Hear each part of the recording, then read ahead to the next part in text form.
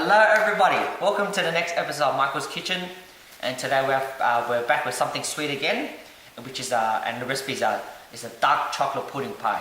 And I'm using for my dark chocolate, I'm using 70% cocoa solids, so because I find that's like the perfect balance of between the bitterness and savouriness. However, if you want a bit more bitterness, you feel free to jump it up to 85% cocoa solids, or if you want a little bit more sweet, get less than 70% cocoa solids.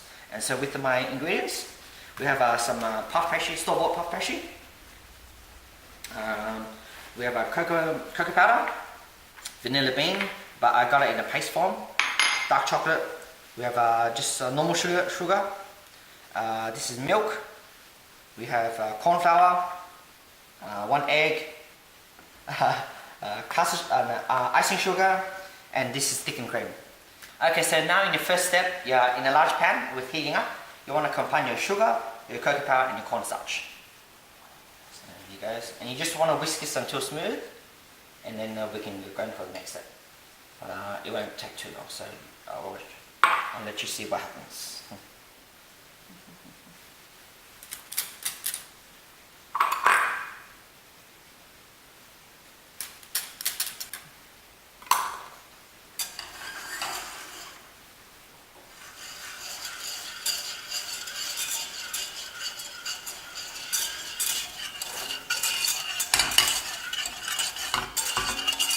Okay, so you just want to give it a quick mix, and then we can add our next step. And so before the powder starts to burn, now you want to add in your egg and your milk.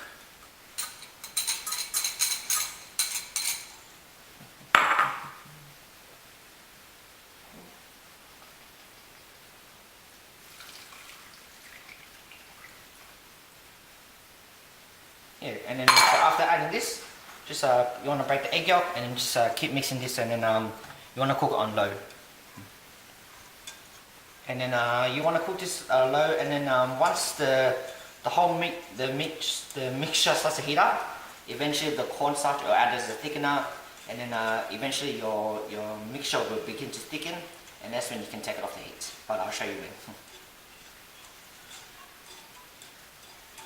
Yeah, so basically just as you can see, just give this a good mix, keep whisking constantly until the mixture thickens, and then I'll show you when that happens.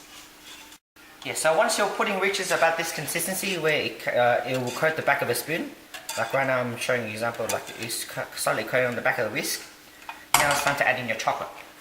So in it goes, and you just want to, because you want to take the mixture off the heat and just stir through the chocolate, and the residual heat will will melt the rest of the chocolate.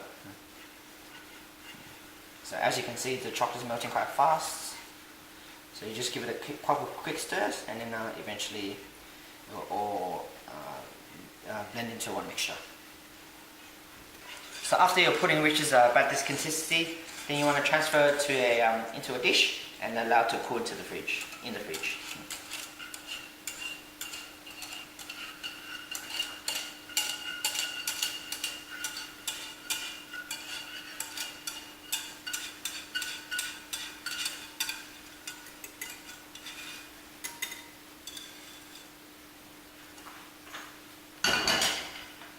Yeah, so you just put it into the fridge and allow it to chill until it cools down, and then we'll be ready to show you how to set up.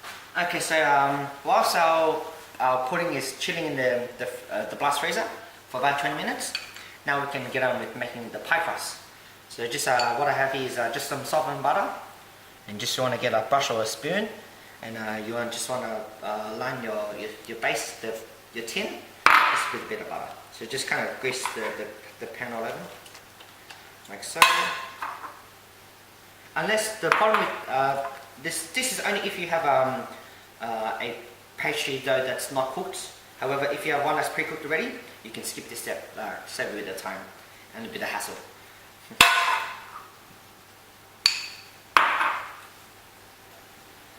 Yeah, so as shown, just like you want to just lightly grease the tin, and then even the top of the edges, so it gets a nice beautiful colour.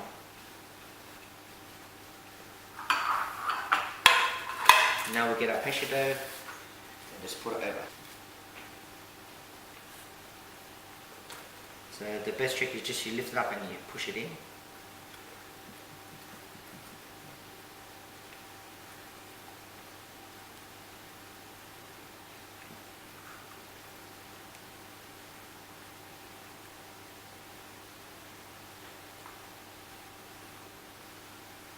Just want to make it a little bit more even, a little bit presentable.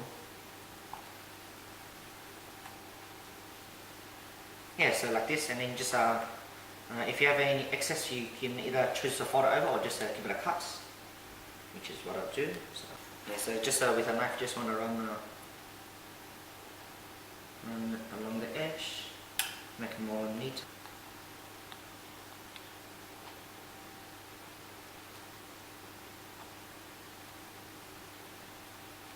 And what's so good about the like having just doing like this, it just looks it gives that really rustic feel. Yeah, so there it goes, and then we'll just wait.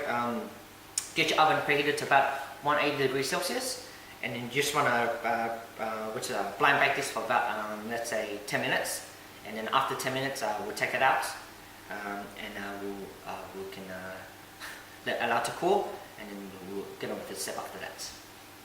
Okay, so the final step now, I whipped some cream with some vanilla essence, which is also in the recipe, but I didn't record it because just like not much to record about. And so now your final step is with your pie cast ready, nice and chilled, just so you just want to spin the mixture over. So just dollop this all into the pie crust.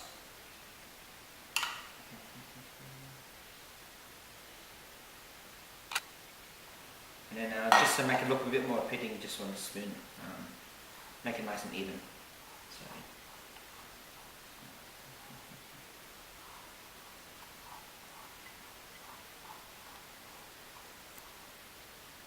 okay, there we go. And then now, here. So what you can do is you can either choose to sit the cream on top, or what I do is to make it save a bit of the mess. Just cut it in each individual, and then we can serve it with along the cream. So it'd be best to let this chill even longer. That way the chocolate can harden, and it won't go all over the place. But I'm running a bit of time, so I just want to do this just to show you guys. Super messy, but no worse. And as you can see, it's very luscious. Very rich. Now spoon some cream on top, on the side, and then here goes a rundown of the flavors. Creamer, very quite sweet, very nice, and let's check the chocolate. Oh. Perfect. Because I use 70% cocoa solids, I feel like it's just enough, sweet enough, and you have a really nice bitterness from the chocolate. It's, if you're not a fan of dark chocolate, you can use milk chocolate, but for me, I reckon I find it a little bit too sweet, so you'd probably have to balance out with more cream or something like that. Fantastic, yeah, just the chocolate, and what's good about the cream, it really balances out the bitterness from the dark chocolate. So I'm going to just go take one bite. Oh, I've done myself well. But thank you again for tuning into another episode of Michael's Kitchen, and hope to see you again next time. Bye.